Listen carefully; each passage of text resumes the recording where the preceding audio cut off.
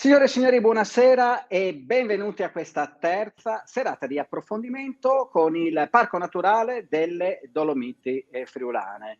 Vedete che qui accanto a me è comparso l'ospite di questa terza serata, perché nella prima abbiamo affrontato tutte quelle che sono il calendario delle escursioni, vi abbiamo insomma fatto un po' vivere da vicino il parco, poi siamo andati a vedere questi particolarissimi insetti del legno da cui abbiamo apprezzato e imparato tantissimo, e questa sera andiamo ad occuparci dei geositi del Parco Naturale delle Dolomiti Friulane e della Riserva Naturale Forra del Cellina. Con chi lo facciamo? Con uno dei più grandi esperti di queste terre.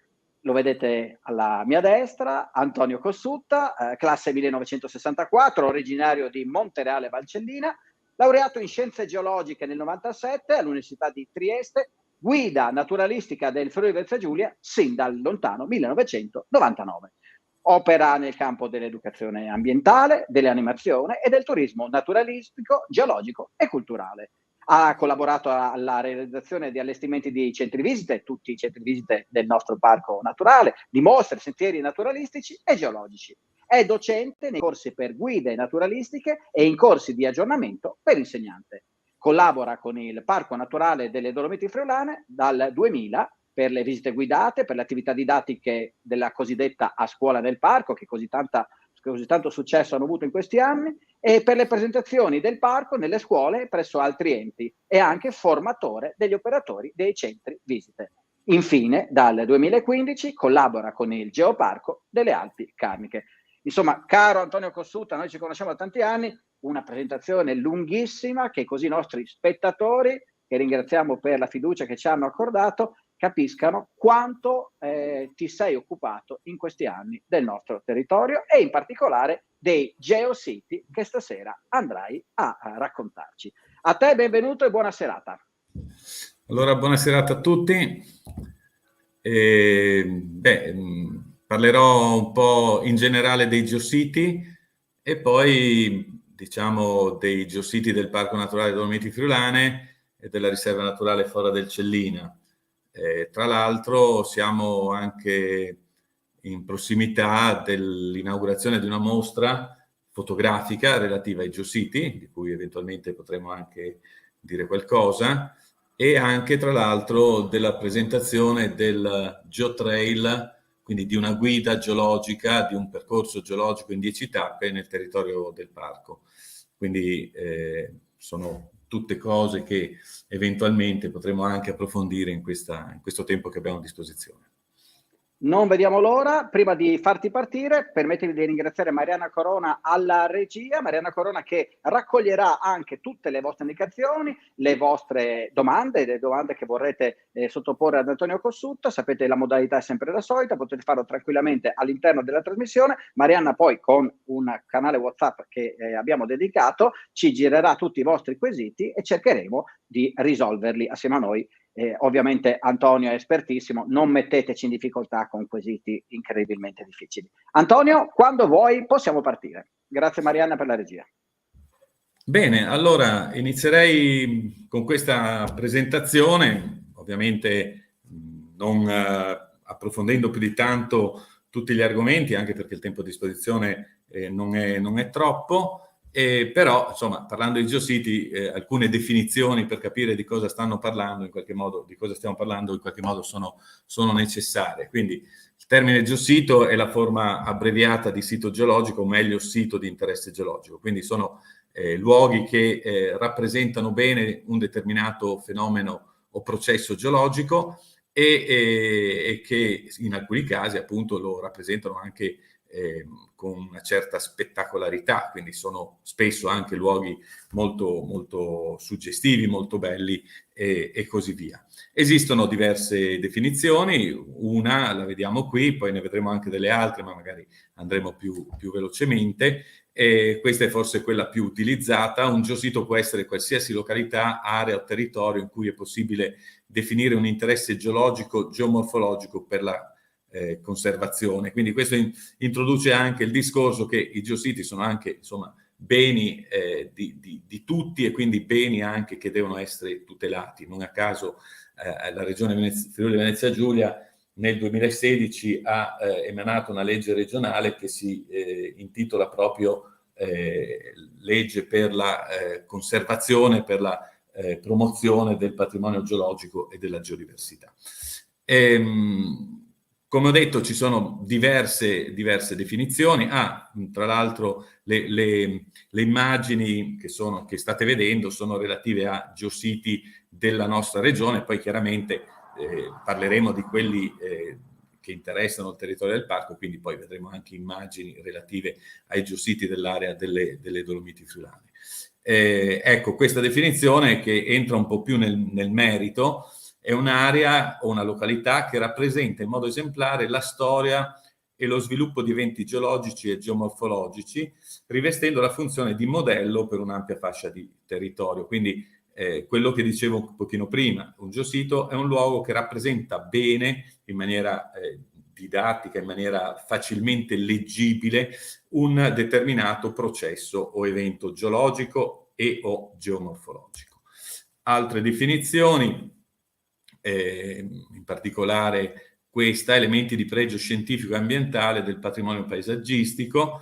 Quindi i geositi forniscono un contributo indispensabile anche alla comprensione scientifica della storia di un territorio, ma possono avere anche una grande importanza da un punto di vista del paesaggio, del richiamo culturale, della didattica, della ricreazione, della biodiversità e anche dell'economia, perché ormai in molti stati si fa del turismo geologico, in Italia non molto, e quindi in molti stati, in Italia ce ne sono alcuni, sono stati istituiti dei geoparchi, quindi parchi in cui l'aspetto predominante è quello geologico, e quindi chiaramente quando questi fenomeni naturali hanno una certa spettacolarità possono essere anche utilizzati come in qualche modo richiamo turistico. Un'ultima definizione, la vediamo in quest'altra slide, sono beni naturali non rinnovabili che rappresentano una risorsa che va studiata, censita come componente del paesaggio da proteggere e salvaguardare. Quindi lo studio dei geositi, il censirli, quindi il catalogarli, il fare poi lo vedremo, in Italia ci si sta muovendo per questo, la Regione Friuli Venezia Giulia ha anche un repertorio nazionale dei geositi, in Friuli Venezia Giulia un catasto regionale dei geositi, quindi anche ovviamente la loro catalogazione è assolutamente importante.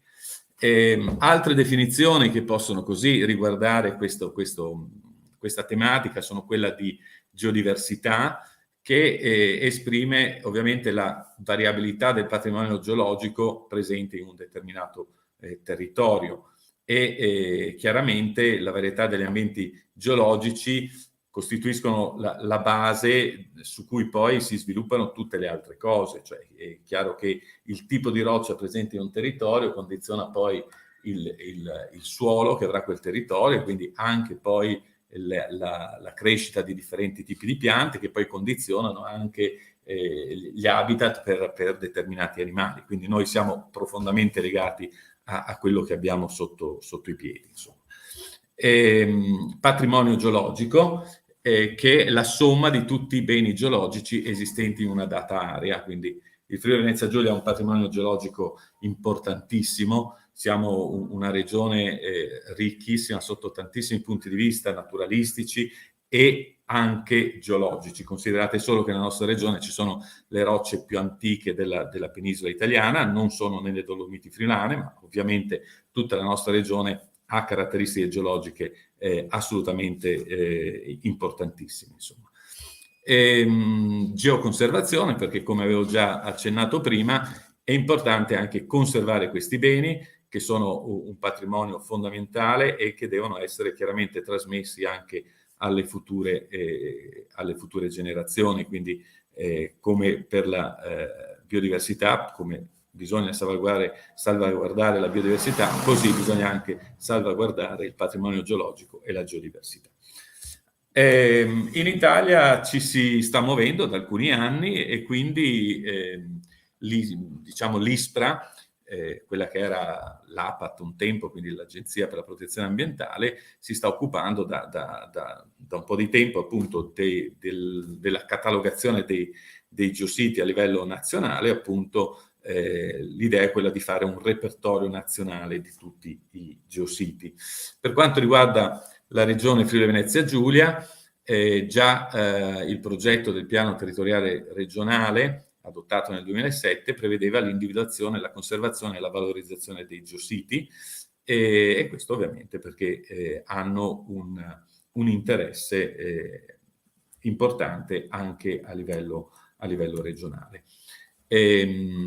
La regione Friuli Venezia Giulia quindi ha aderito a quella che è appunto questa idea di fare questo repertorio nazionale dei geositi, e quindi ha avviato una serie di collaborazioni con l'università, e questo ha portato anche alla realizzazione di un volume. Ecco, questo per chi vuole approcciarsi a questo tema è un volume abbastanza facile anche da leggere, non è un libro tecnico, è un volume importante, 380 pagine, si può scaricare dal sito della regione, è stato curato dai professori Franco Cucchi e Furio Fornichiaro dell'Università di Trieste, e da Giuseppe Muscio, direttore, ora in pensione, del Museo Friulano di Storia Naturale di Udine. In questo volume sono descritti 184 geositi della nostra regione, e attraverso delle schede. Queste schede comprendono una parte generale con indicazioni su dove si trovano, sulle caratteristiche generali dell'area, sul grado di interesse del geosito, il tipo di interesse, l'accessibilità, una parte descrittiva, come dicevo, insomma, abbastanza semplice, non tecnica, uno stralcio di carta tabacco per capire nello specifico dove si trova il geosito, e poi eventuali disegni, schemi che possono illustrare e dare maggiori informazioni, e ovviamente anche delle fotografie.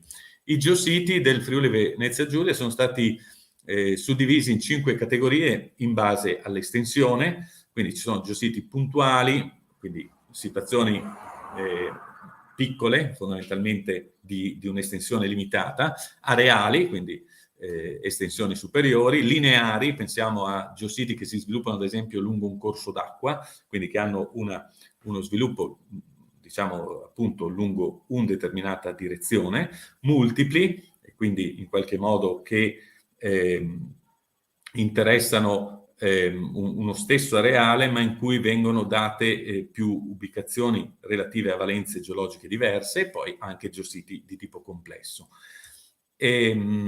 Questi geositi sono stati anche suddivisi in base al grado di interesse, quindi noi in Friuli Venezia Giulia abbiamo dei geositi di interesse sovranazionale, quindi sono situazioni che non hanno altri riscontri in Italia, quindi possono avere eventualmente qualche altro riscontro a livello, cioè situazioni simili a livello mondiale, geositi di interesse nazionale, e quindi luoghi che rappresentano bene un determinato processo geologico, e magari qualche luogo simile può esserci a livello nazionale, e poi i geositi di interesse regionale, quindi situazioni che descrivono bene a livello della nostra regione un determinato processo, ma che se andiamo ovviamente in altre regioni troveremo dei geositi più o meno analoghi.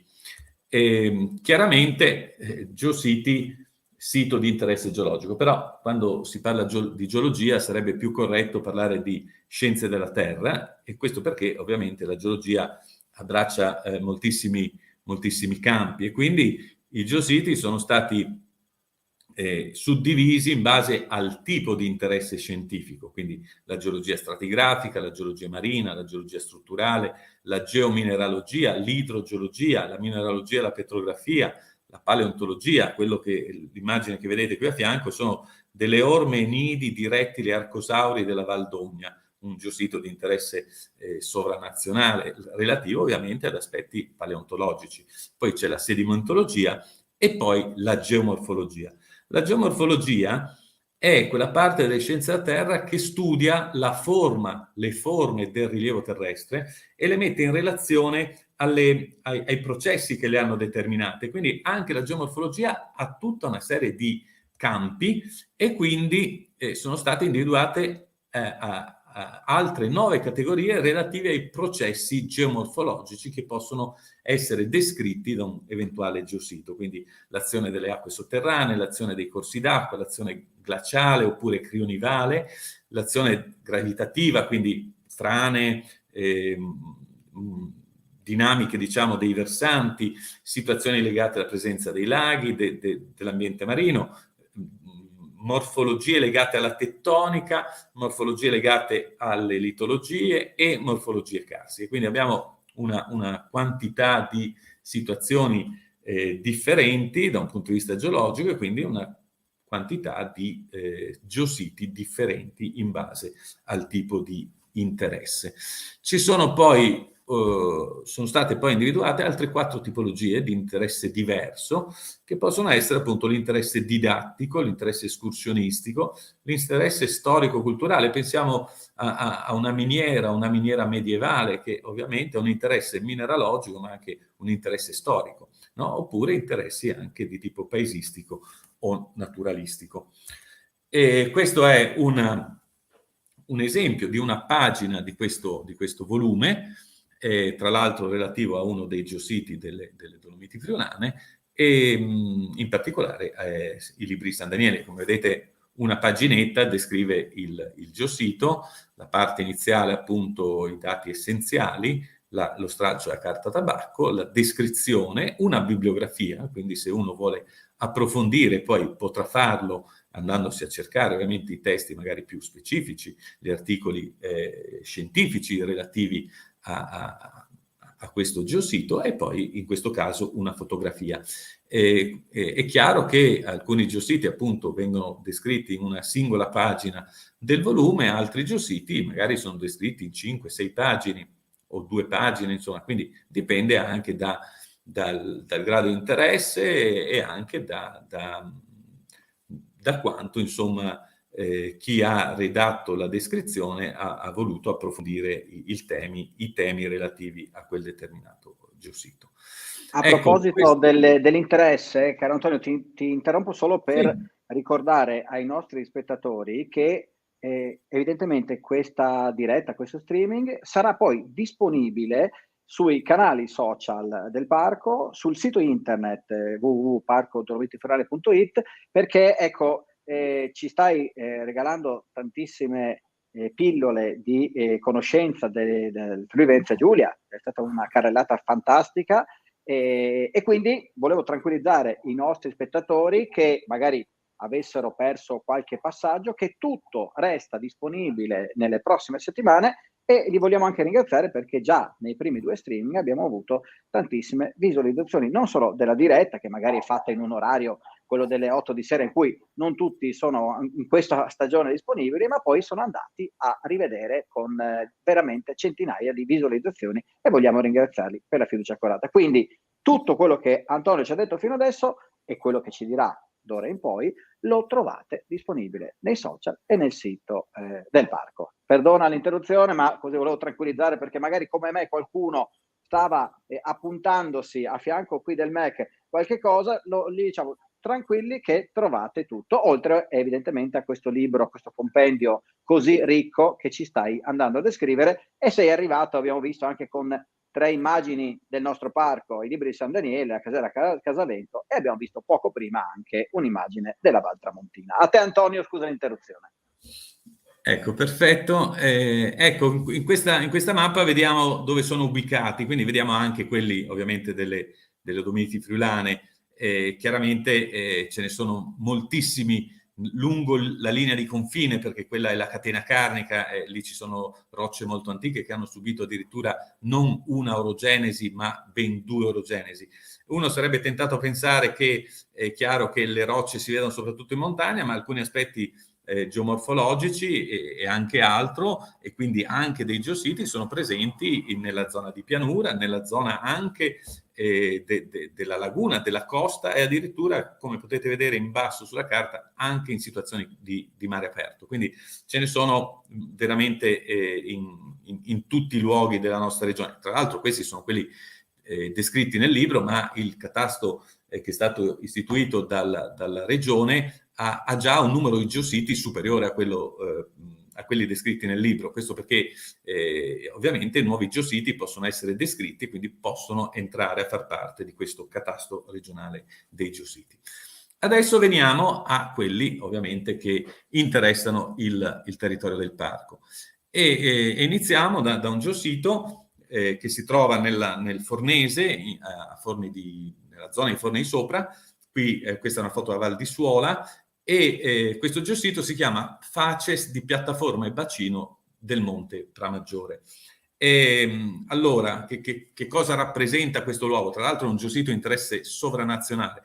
In questa zona, tra la Val di Suola e la Val Rovadia, quindi fra le montagne che vediamo, che sono Cime Fantuline, poi Torrione Comici, il Ciastiel, Pramaggiore e poi il Monte Rua, c'è un cambiamento delle rocce, che sono però rocce della stessa età. Quindi in quel periodo, siamo nel Triassico superiore, 215 milioni di anni fa, c'era un mare basso dove si depositavano dei sedimenti che hanno dato luogo alle rocce che vediamo in questa foto. Poi c'era una zona di scarpata, sottomarina ovviamente, e poi c'era un mare più profondo dove si depositavano altri sedimenti, sedimenti leggermente diversi, perché questi mari erano con acque scarse di ossigeno, quindi la materia organica non si decomponeva completamente, quindi sono delle rocce più scure, queste sono molto chiare, sono delle dolomie diverse, chiamate appunto dolomia di Forni. Quindi quello che si vede in questo geosito è proprio il passaggio fra la dolomia principale,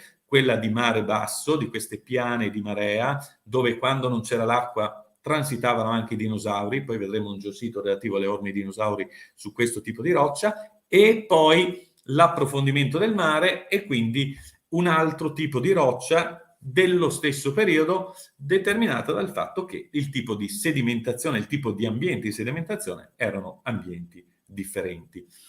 Vabbè, quello che leggete o potete leggere qui è più o meno quello che ho detto. Il geosito è ha un grado di interesse sovranazionale, l'interesse scientifico ovviamente quello della geologia stratigrafica, ma anche della geomorfologia, perché tra l'altro siamo in uno scenario dolomitico con quelli che sono gli aspetti dolomitici classici, almeno per questa parte del geosito, quindi le pareti rocciose con i pinnacoli, i torioni e poi alla base le falde detritiche, che sono i due elementi in qualche modo caratteristici degli ambienti appunto dolomitici.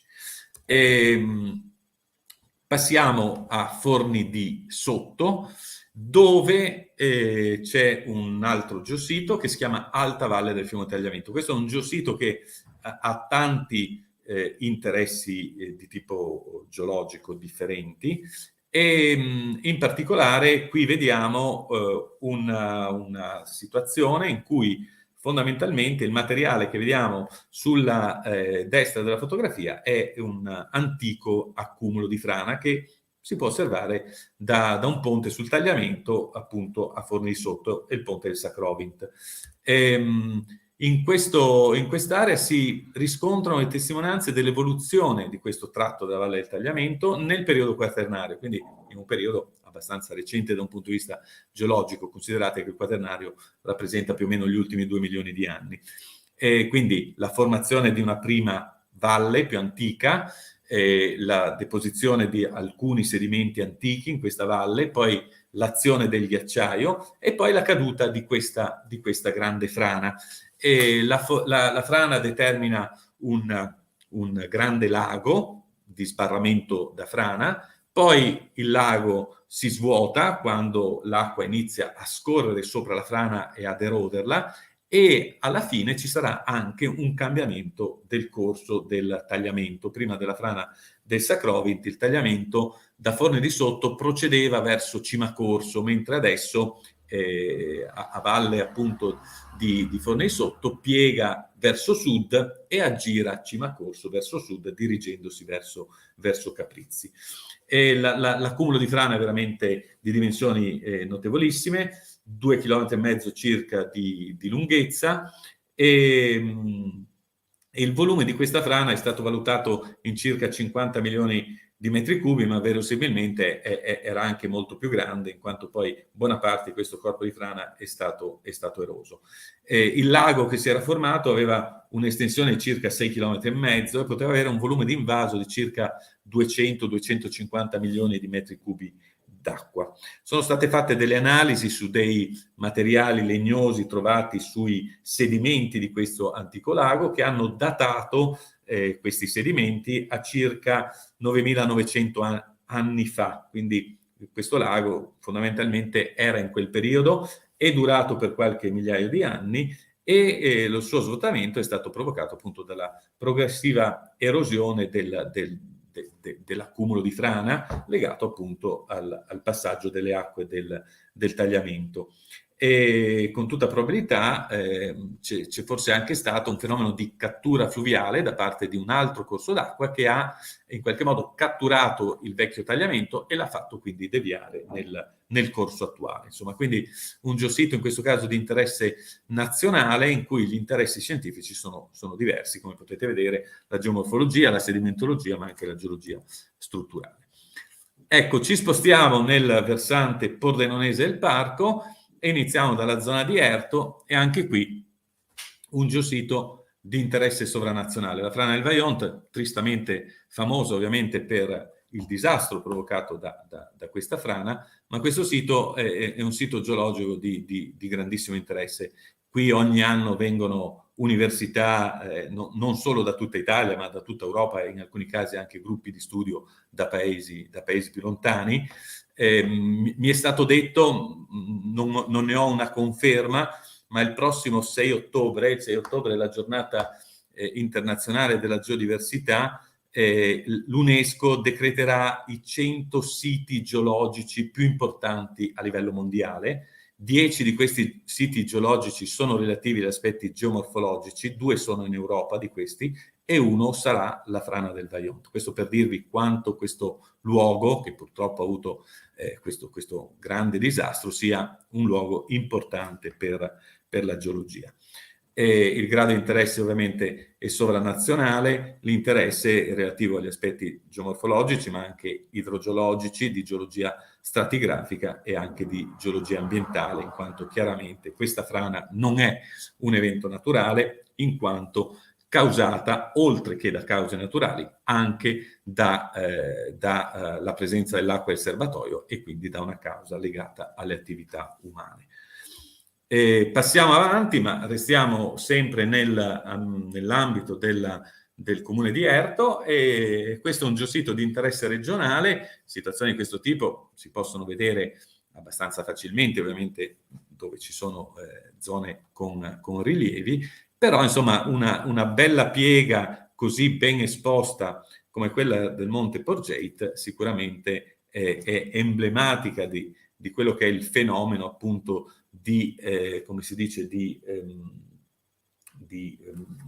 deformazione delle masse rocciose, legate chiaramente alle spinte che poi determinano il sollevamento di queste masse a creare le catene montuose. Quindi è una piega poi di dimensioni chilometriche, quindi di grandi dimensioni, molto ben esposta a causa dell'erosione, e quindi spiega molto bene, o può servire a spiegare molto bene questi fenomeni legati appunto alla geologia strutturale, in particolare anche alla tettonica, ma anche alcune situazioni legate agli aspetti geomorfologici.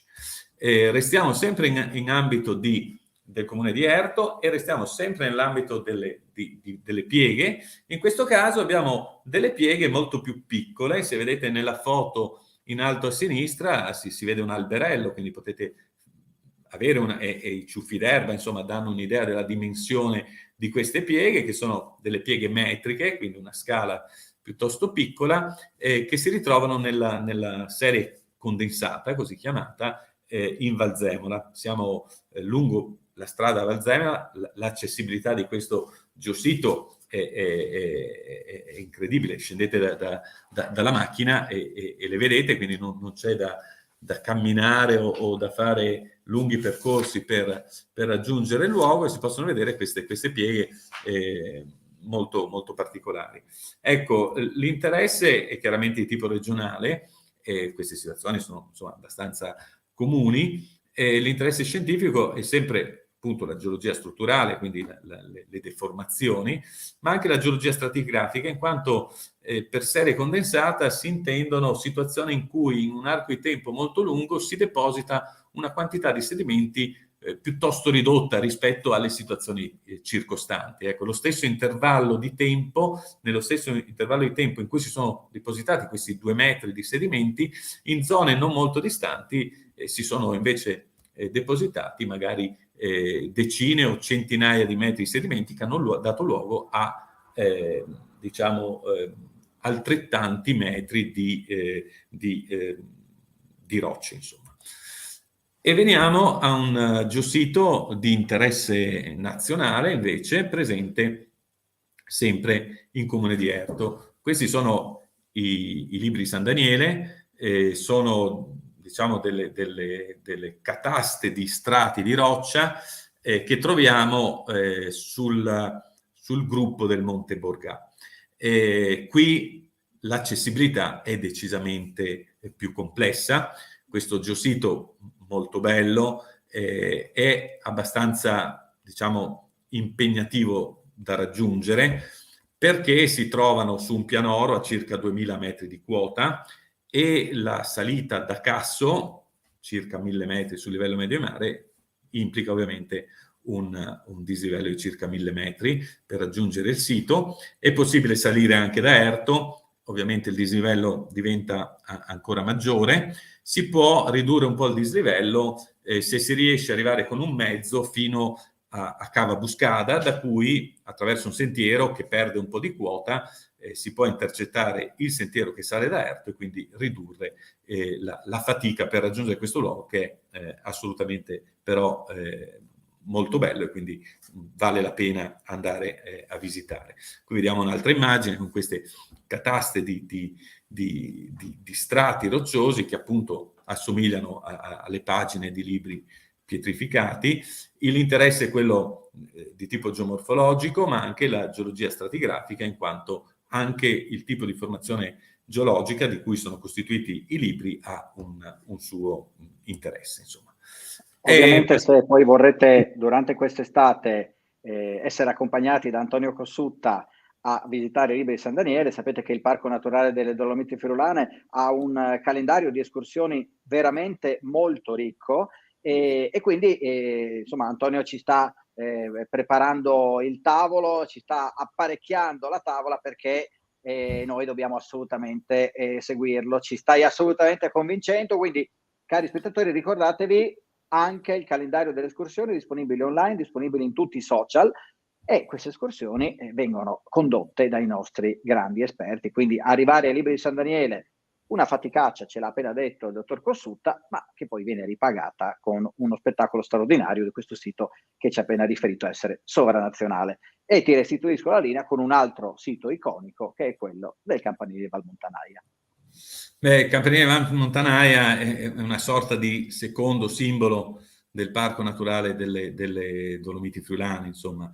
E adesso io sono stato iscritto al CAI per alcuni anni, molti anni fa, e mi ricordo però questa cosa, che il bollino del CAI che si andava ad attaccare sulla tessera era sempre lo stesso, cambiava solo la data e solo, ripeto, parlo di alcuni anni fa, solo 2 volte il CAI aveva fatto un bollino diverso. In uno era rappresentato il Monte Bianco e nell'altro il Campanile di Valmontanaia. Quindi questo già ci fa capire la particolarità di questa guglia dolomitica che si staglia al centro della Valmontanaia, un luogo assolutamente spettacolare, e legato a cosa? Fondamentalmente ai processi erosivi, soprattutto quando queste montagne erano immerse nel ghiaccio, e quindi probabilmente c'era una cresta che collegava il campanile a una delle creste, diciamo, a lato della valle in cui adesso lui si staglia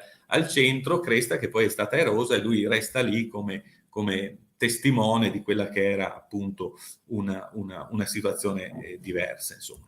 Il grado di interesse è sovranazionale e chiaramente l'interesse scientifico è quello relativo alla geomorfologia. Ti aggiungo forse una cosa, credo Sì. di avere letto, Antonio, ma Sì. mi confermerai tu, che proprio quest'anno cade il 120° anniversario della prima scalata del campanile, perché mi pare di aver capito da voi tecnici del parco, che il CAI e il parco in questo 2022 farà delle cerimonie per celebrare questo 120° anniversario dalla prima scalata, la prima arrampicata per gli appassionati di questa disciplina del campanile. Quindi un campanile che è lì da milioni di anni, ma che soltanto da 120 anni qualcuno ha deciso di percorrere e di conquistare. A te la linea. Sì, sì, hai perfettamente ragione, in quanto la prima scalata è proprio del 1902 e appunto l'altra cosa è che a questo geosito sono collegati anche importanti aspetti di tipo escursionistico, paesaggistico e anche storico, proprio perché le Dolomiti Friulane, anche forse per il fatto che non hanno quote estremamente elevate, sono state scalate, sono rimaste intanto nascoste, in qualche modo semi-sconosciute, lo sono ancora adesso per alcuni aspetti, ma sono state anche scalate molto tardi con anche imprese ardite, insomma. Adesso si potrebbero raccontare anche degli aneddoti relativi alla scalata del campanile, ma ce ne sono anche altri relativi ad altre montagne di questo territorio. Restando invece sulla geologia, questo è un altro geosito, qui è una situazione, tra l'altro vedete sullo sfondo il campanile, quindi siamo nella dorsale che separa la Val Cimogliana dalla Val Settimana. Qui abbiamo gli effetti della frantumazione delle rocce legate a un elemento tettonico importante, che è questa linea Monte Doff-Monte Auda, linea intesa come linea tettonica, in realtà è un piano lungo il quale masse rocciose si muovono e salgono sopra altre masse rocciose. Chiaramente in questo movimento le rocce si disgregano e quindi troviamo queste situazioni, no? Qui questa forcella si chiama forcella Savalons, quindi forcella sabbia, questo proprio perché le rocce sono talmente fratturate che i pezzettini che si staccano hanno le dimensioni dei granelli della sabbia, insomma, quindi, ed è un luogo molto bello, tra l'altro lungo un percorso escursionistico molto molto importante del parco, che è la traversata delle Bregoline, quindi si può partire dal rifugio Pordenone, arrivare attraverso questo geosito a Casera Bregolina Grande, che da qui è poco distante, e poi volendo, dopo un pernottamento, il giorno dopo si può proseguire per Bregolina Piccola e scendere in Val Settimana. Ecco, qui vediamo in questa cartina i principali lineamenti tettonici che attraversano il territorio del parco. Il geosito che stiamo descrivendo si trova lungo la linea che sta più a nord, la numero 1, quindi linea al Monte Doff, Monte Auda. Poi vedremo che ad Andreis c'è un geosito relativo alla linea tettonica che qui è numerata con il numero 3. Ovviamente queste linee tettoniche sono sempre il risultato delle, diciamo, deformazioni legate alla spinta che la placca africana sta ancora esercitando, ha esercitato e sta ancora esercitando contro la placca europea, spinte che hanno determinato il ripiegamento delle rocce e poi la formazione di questi piani di frattura lungo le quali si sono impilate delle scaglie di crosta, fondamentalmente le une sopra le altre. L'interesse è quello ovviamente della geologia strutturale, in particolare gli aspetti legati alla tettonica, ma anche gli aspetti geomorfologici, in quanto la forcella, quindi un abbassamento della linea di una cresta, legata all'erodibilità di quella zona dovuta alla fratturazione delle rocce a causa della presenza di questo elemento tettonico. Ci spostiamo in comune di Clout per parlare di un piccolo geosito facilmente raggiungibile. È una sorgente solforosa che si trova in località Pussa, quindi alla fine della Val Settimana. Ho detto facilmente raggiungibile, ma purtroppo la Val Settimana è spesso soggetta a situazioni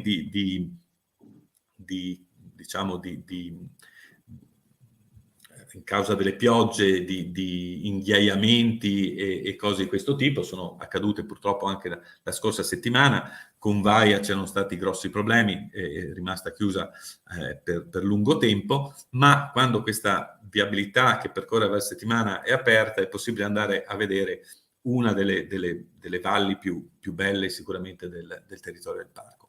Proprio in fondo a questa valle c'è questa piccola sorgente. Al di là della sorgente, che ha caratteristiche appunto di chimismo particolare, la sorgente si trova allo sbocco di una piccola forra legata a un piccolo rio che si chiama Rio Stuet, e quindi anche gli aspetti geomorfologici legati all'azione di erosione da parte dei corsi d'acqua è un elemento di questo geosito, ma anche in una zona in cui alcune linee tettoniche si congiungono, e quindi anche l'aspetto di geologia strutturale è importante in quest'area. Qui in questa foto vediamo la sorgente in basso, un cartello lì la evidenzia, ma il piccolo corso d'acqua che è un po' più indietro sta appena uscendo da questa piccola forra che presenta aspetti morfologici legati all'azione dei corsi d'acqua importanti e comunque caratteristici.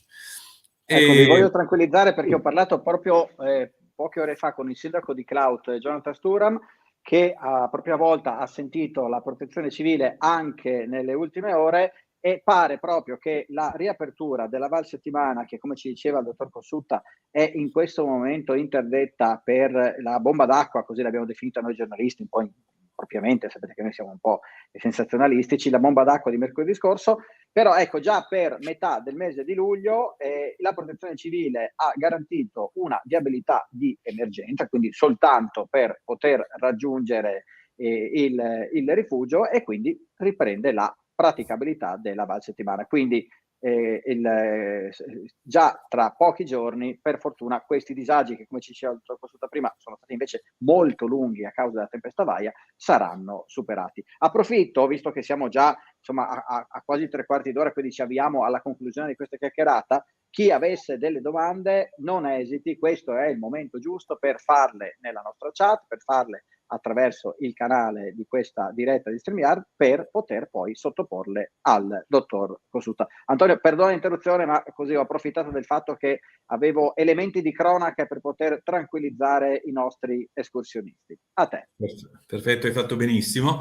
Orme dei Dinosauri, Casera Casavento, il geosito è un luogo molto molto frequentato e anche dall'utenza scolastica, è un luogo facile da raggiungere, e appunto è possibile vedere questo masso che conserva queste due impronte di un dinosauro teropode. Le impronte sono su un masso di Dolomia, quindi un animale che camminava su quelle piane di marea che ho descritto prima, questi mari molto bassi, che con basse maree particolarmente bassi in alcuni tratti potevano essere privi d'acqua, e quindi questi animali potevano transitarci sopra magari per spostarsi. È un geosito di interesse nazionale. Diciamo che a livello mondiale le impronte di questi dinosauri, che sono tra l'altro antichi, i dinosauri sono apparsi proprio in questo periodo, quindi alla fine del Triassico, poi hanno avuto una grande diffusione nel Giurassico e poi chiaramente nel Cretacico, alla fine del quale si sono estinti. Quindi le orme dinosauro di questo tipo non sono particolarmente frequenti a livello mondiale. Tra l'altro nel territorio del parco ci sono diversi luoghi dove ci sono impronte di questo tipo. Queste sono le prime che sono state scoperte nel 94 in maniera assolutamente casuale, ma sono anche quelle ancora oggi più facilmente raggiungibili, quindi più facili da andare a vedere. Tutte le altre sono in luoghi abbastanza impervi e in cui è più difficile, diciamo, accompagnare persone alla visita. Qui, vabbè, molto rapidamente degli schemini su come poi questi animali lasciavano le loro impronte, su come il fango poi riempiva queste impronte, fango derivante appunto da correnti di marea o tempeste. Queste zone di mare basso erano a volte protette, quindi anche se c'era tempesta arrivava acqua carica di sedimento, ma non con quella forza tale da rovinare le impronte stesse. Poi il sedimento diventa roccia, e poi chiaramente nel momento in cui per qualche motivo gli strati si aprono proprio in quel punto, posso trovare l'impronta oppure il calco più difficile che si conservi, ovviamente, perché è più facilmente erodibile la parte che in qualche modo di roccia che emerge, mentre l'impronta a volte si può conservare con più facilità.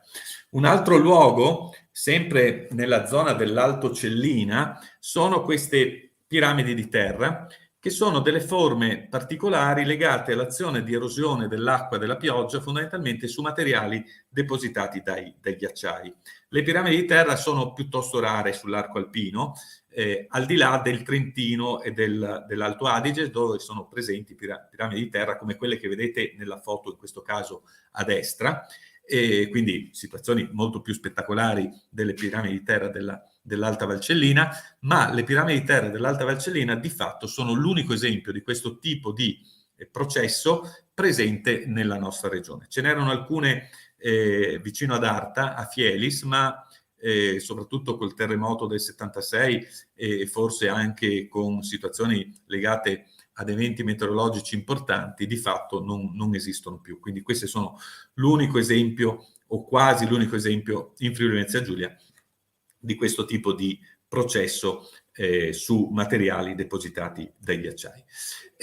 Sempre in zona Clout, il carsismo del Monte Resettum, tutta l'area del Monte Resettum, diciamo a occidente di Forcella Baldas, sotto la cresta del Resettum, è un'area con importanti fenomeni carsici e forse l'area insieme a quella della zona del Cansiglio Cavallo e della Montelonga, quindi montagne che si affacciano alla pianura, sono le due zone del Friuli occidentale più importanti da un punto di vista del fenomeno carsico.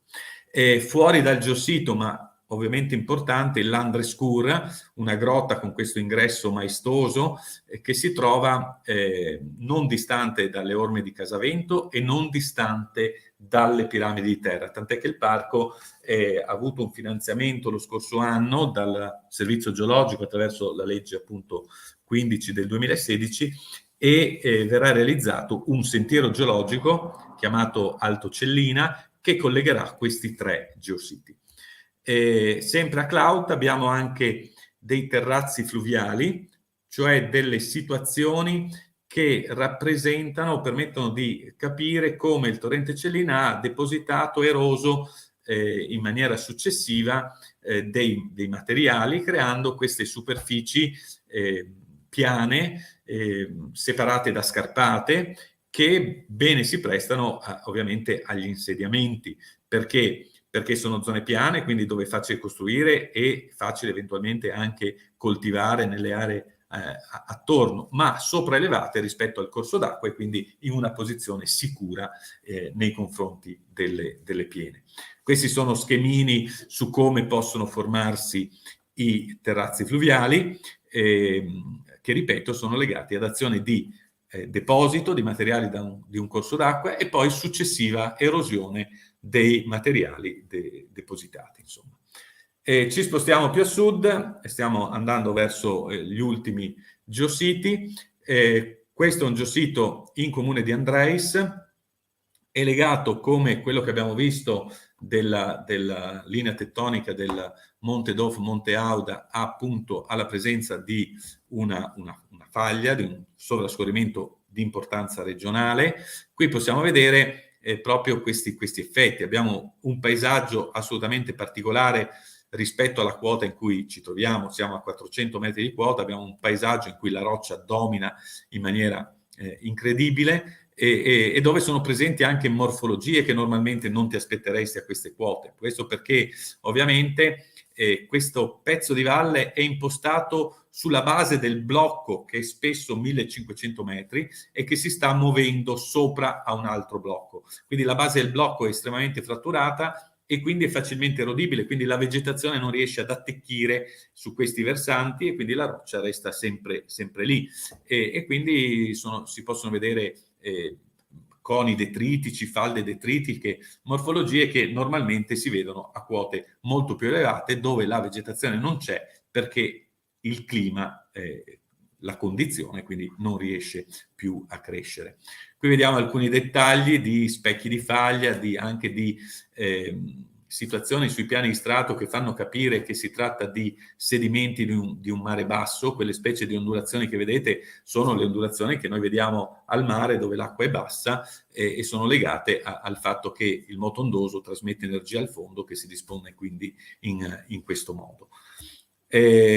Questo è uno schemino che fa vedere come appunto ad Andreis la dolomia principale, che è la roccia più antica del parco, e quella rappresentata in rosa, attraverso questo piano sta salendo sopra a rocce più recenti, che possono essere in questo caso le rocce verdi relative al Cretacico, ma anche quelle gialle, che sono rocce molto più diciamo più recenti, hanno solo una ventina di milioni di anni. Quindi ad Andreis noi troviamo rocce di 200 milioni di anni sopra rocce che sono molto più giovani, e questo può avvenire normalmente solo se appunto c'è un piano in frattura che porta le rocce più antiche a salire sopra alle rocce più recenti.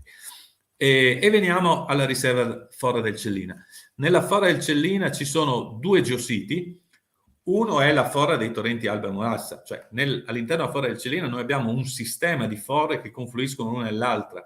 Il torrente Alba nel suo ultimo tratto ha scavato una piccola forra nei calcari del Cretacico. Questa forra confluisce nella Fora del Molassa, e poi la Fora del Molassa confluisce nella Fora del Cellina.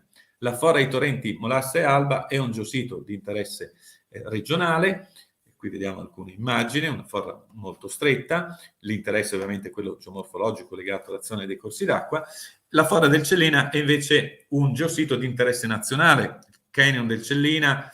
Ovviamente la parola forra è una parola in lingua italiana che sta a indicare una valle stretta e profonda, quindi molto più spesso si usa il termine canyon. Il Canyon del Cellina è il canyon più esteso del Friuli Venezia Giulia, uno dei più spettacolari d'Italia, e quindi appunto è un geosito di interesse nazionale.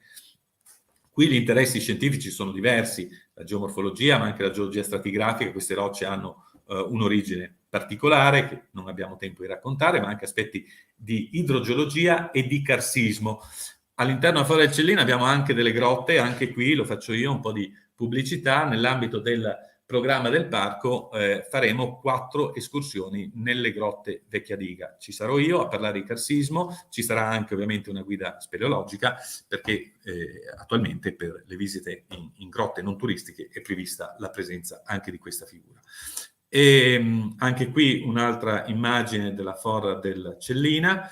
Questi sono alla fine altri 3 geositi che sono in qualche modo nelle aree circostanti. Il carsismo del Monte Ciastellat, siamo nel comune di Montereale Valcellina, fenomeni carsici in quota, anche qui un ambiente molto bello, e la grande piega del Monte Youf allo sbocco della Valcellina. Qui si vede molto bene un'altra piega di dimensioni chilometriche, e poi qui altre immagini di questa piega, e poi il conoide e i magredi dei torrenti Cellina e Meduna. Il torrente Cellina ha scavato e continua a scavare e trasportare ingentissime quantità di materiali che un tempo venivano depositate allo sbocco in pianura a formare questa grande struttura a ventaglio che ha un'estensione di più di 20 chilometri e che è costituita da materiali grossolani, quindi permeabili, e per questo motivo abbiamo anche questa vegetazione molto particolare che è appunto quella dei magredi. Qui vediamo come il Cellina ha depositato, divagando, questo grande ventaglio di detriti, ma vediamo anche che successivamente ha eroso lo stesso ventaglio, depositando un ventaglio più piccolo alla base del primo grande ventaglio. E questo è un'altra caratteristica di questo conoide così grande, così particolare, citato come vedete qui anche nei libri di geomorfologia che vengono utilizzati nelle università. Ecco, io avrei finito questa presentazione, e adesso ovviamente se ci sono domande sono a disposizione per chi volesse farne. Intanto ti ringraziamo e abbiamo anche capito da questi 3/4 d'ora che abbiamo trascorso assieme per il successo dell'attività di A Scuola nel Parco, di cui il dottor Cossutta da tanti anni è un protagonista, perché come avete visto ci ha accompagnato coniugando la semplicità del messaggio alla sua scientificità, e quindi ti ringraziamo proprio per averci fatto da guida virtuale, però noi non ci accontenteremo di una guida virtuale. Abbiamo detto del programma delle escursioni nel parco, e abbiamo detto, appena sentito pochi secondi fa, che ci sono addirittura 4 escursioni a Barcis, dove ci sarà il dottor Cossutta e anche lo speleologo, e quindi prenotatevi assolutamente. Noi devi sapere, caro Antonio, che i nostri spettatori spesso sono un po' timidi, e allora la domanda te la farò io, e vorrei ricollegarmi all'inizio di questa conversazione, quando ci hai raccontato che è stata data alle stampe una pubblicazione relativa al GeoTrail. Allora vorrei chiederti se è possibile qualche anticipazione, così se per quello che so che verrà lanciato ufficialmente nelle prossime settimane, e quindi la domanda te la faccio io: il GeoTrail, e se puoi, ma insomma vedi tu, se puoi darci anche qualche anticipazione di questa mostra di cui ci parlavi in premessa. Allora, intanto abbiamo già questa data, diciamo non è confermata al 100%, ma dovrebbe esserlo, sabato 30 luglio alle ore 17 presso il centro visite Cimolais. Diciamo che verrà inaugurata questa mostra, è una mostra fotografica relativa ai geositi del territorio del Parco Naturale Dolomiti Friulane e della Riserva Naturale Fora del Cellina. Quindi ci sono delle fotografie e poi ci sono dei pannelli che riprendono fondamentalmente le schede del libro di cui vi ho parlato, quindi in cui uno, volendo, può leggere anche alcune informazioni relative a ciò che questi geositi rappresentano. Ecco, in questo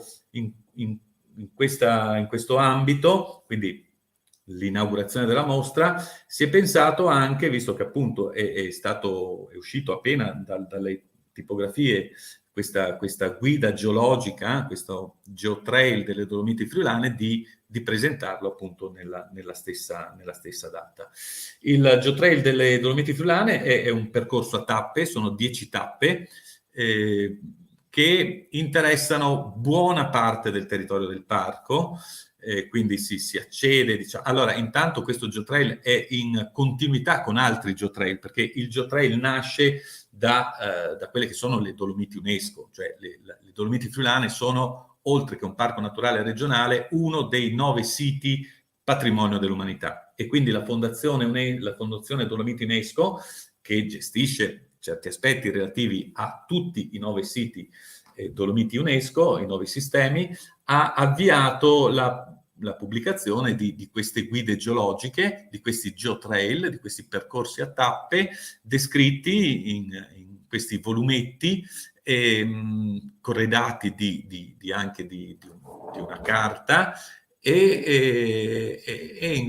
diciamo nei volumi sono descritti le particolarità geologiche che si possono osservare lungo queste tappe. Nel caso appunto del GeoTrail delle Dolomiti Friulane sono 10 tappe, e quindi buona parte dei geositi di cui ho raccontato sono anche lungo il GeoTrail e vengono anche descritti in questa guida, insomma. Quindi è un elemento in più per andare alla scoperta della geologia di questo territorio bellissimo che sono appunto le Dolomiti Friulane. Ecco, allora noi siamo... Dimmi Antonio, scusami. Riguardo alla mostra fotografica, così, la mostra fotografica nasce da un finanziamento, come avevo accennato, legato appunto alla legge 15, quella della conservazione e valorizzazione della geodiversità e del patrimonio geologico del Friuli Venezia Giulia. Attraverso questa legge il parco ha fatto anche altre cose, in particolare abbiamo fatto delle attività didattiche con 20 classi di licei del Pordenonese. Quindi quest'inverno siamo andati a fare delle lezioni in questi licei legati alla geologia, alla geodiversità, ai geositi del parco, e poi li abbiamo portati a fare delle escursioni, in particolare nella zona tra Barcis e Andreis, perché lì, facendo un giro, diciamo, in una giornata, si possono vedere 4 geositi, oltre a tutta un'altra serie di luoghi che permettono di descrivere altri fenomeni geologici.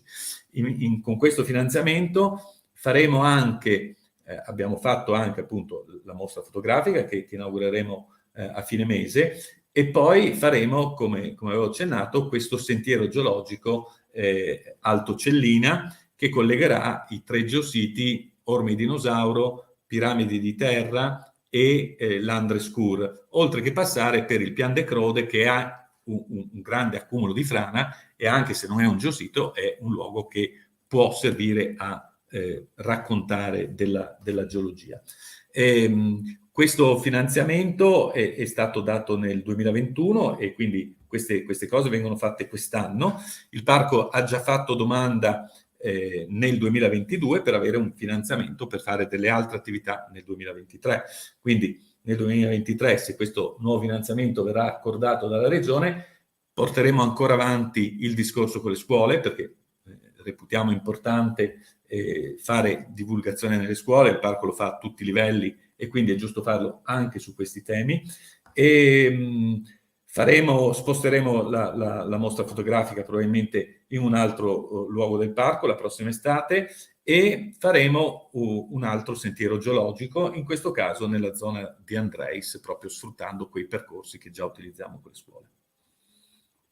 E con puntualità assolutamente svizzera, sebbene Antonio Cossutta sia di Monterale Valcellina, abbiamo toccato l'ora esatta di trasmissione, che era l'obiettivo che ci eravamo dati, perché questi approfondimenti vogliono essere sintetici, vogliono essere scientifici e speriamo lo siano stati. Allora permettetemi di ringraziare veramente di cuore il dottor Antonio Cossutta.